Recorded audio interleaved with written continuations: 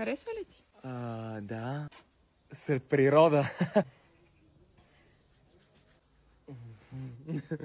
Случайно да знаеш кога ще си ходим? Сега ли искаш да варим?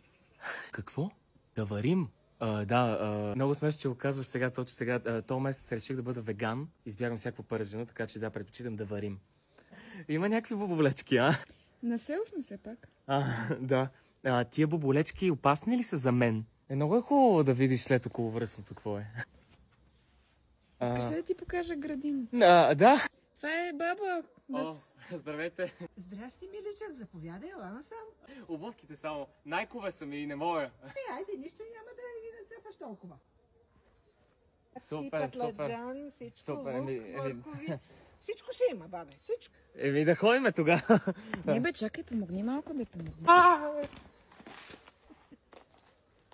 Абе, ти откъде го намери такъв хърбав, бе? Нали трябва да копа тук в Госпожо, градината? само да ви кажа, това, което казвате, се нарича body shaming и не е позволено да говори по този начин. Ясно ли ви е? Хайде сега и ти.